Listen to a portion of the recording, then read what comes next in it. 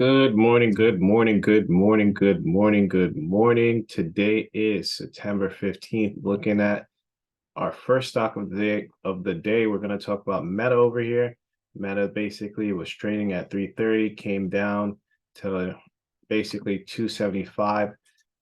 Bounce came back down to 275 and it bounced again. This is a double bottom pattern. Overall, we're focusing over here. This is the 180-day 4 hour. We have a resistance at 313 over here. RSI is a little bit more on the overbought side, so definitely want to be cautious with 313 since it was a previous rejection zone and a previous support zone.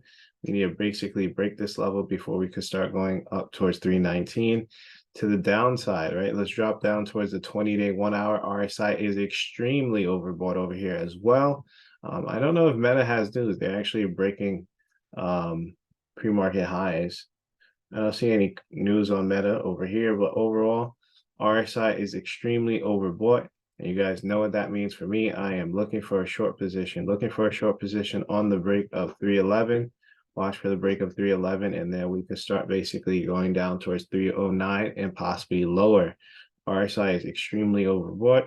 Make sure you guys check that 10-minute before you guys look to get in. Look at the 10-minute, extremely overbought.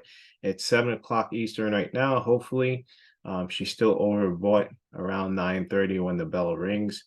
If not, you have to readjust that plan, right? You got to make sure you check your 10-minute, check that RSI, make sure it looks favorable for the position you're going for.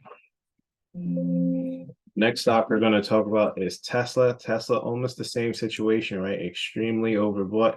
A lot of stocks were bullish yesterday, and not only yesterday, the past few days, right? Tesla has actually been bullish since the 12th.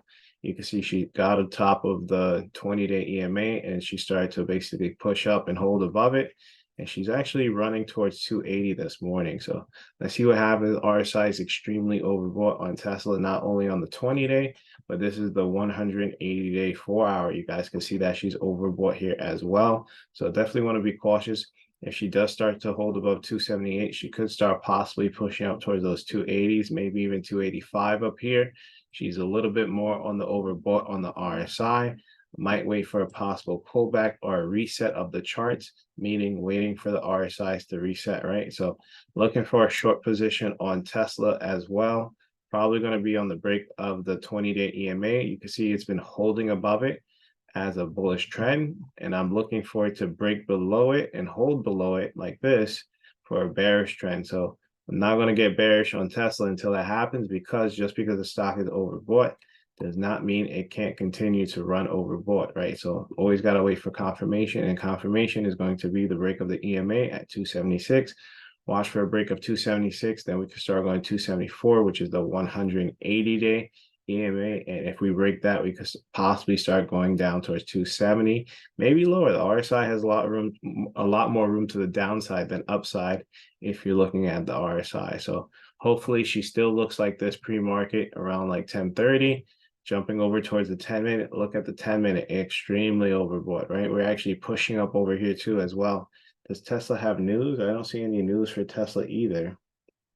Actually, Tesla expects Q3 deliveries to undershoot expectations. So that's supposed to be a little bit of a bearish news. So let's see what happens. Make sure you guys set your alerts.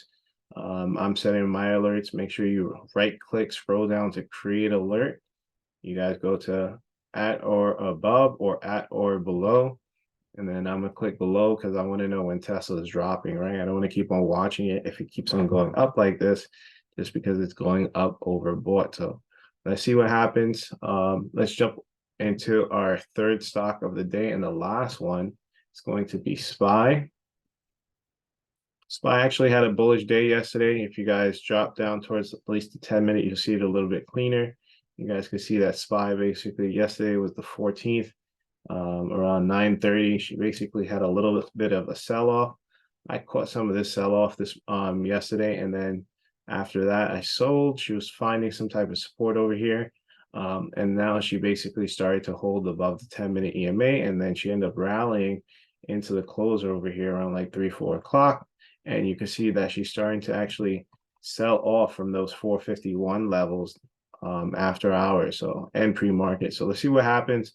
Overall, we do have like a glitch candle over here. Let's go over towards the 180-day chart. Jumping over toward the 180-day chart, right? Using these levels, using the colors that I taught you yesterday.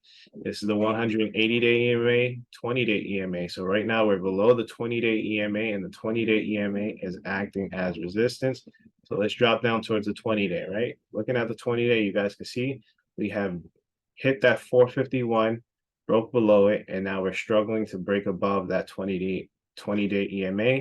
That is a bearish sign. Look how many. These are 1 hour candles. Look how many hours has the SPY struggled to get above this EMA. So we wouldn't want to get bullish on this stock unless we break above 449. Then we can start going 450 and possibly higher.